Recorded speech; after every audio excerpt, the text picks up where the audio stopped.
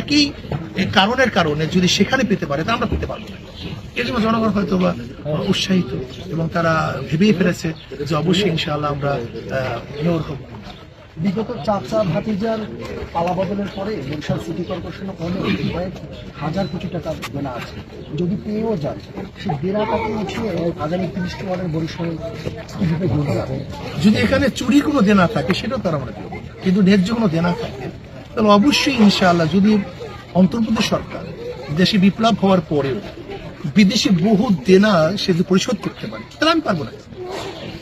আমি বিশ্বাস করি দেনা শুধু পরিশোধই নয়, আমি তো এটা সবাইকে নিয়ে কাজ করি।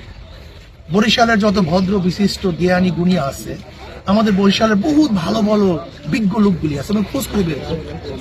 যেরকম বর্তমান সরকার আমাদের বাংলাদেশের কোন জায়গায় মেধাবী লোকগুলি আছে তাদেরকে খোঁজ করে বের করতেছে, ঠিক আমিও বরিশালের কোন কোন জায়গায় কোন সেক্টরের ভালো মেধাবী লোকগুলি আছে, কারণ এটা আমার নিজের জন্য আমি শুধু নয়, আমার বরিশালের কল্যাণের জন্য। তাদেরকে বের করে আমরা যদি সবাইকে চক আউট করি, আমরা কাজ করতে পারি, তাহলে শুধু দেনা নয়, বরং আমি মনে করি ঠিক মতো কাজ করতে পারলে, চুরি মুক্ত যদি আমরা বরিশাল মহানগর করতে পারি, দুর্নীতি মুক্ত যদি মহানগর করতে পারি, তাহলে দেনা তো থাকবেই না, বরং এমন প্রাপ্তি হবে যা বরিশালের মানুষ চিন্তাও করতে পারবে।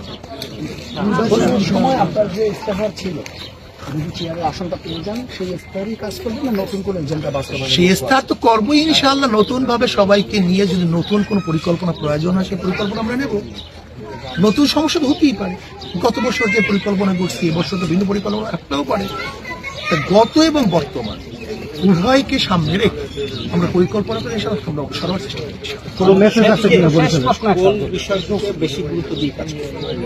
দেখেন, যে সমস্যা সবচেয়ে বেশি ওই সমস্যার সমাধানের জন্য প্রথম চেষ্টা, এখন সেটা জনগণ নির্ধারণ করবে। এখন আমরা বলতে পারি যে এরকম জলাবদ্ধতা বিশাল একটা সমস্যা, এটাকে দূর করার চেষ্টা করব।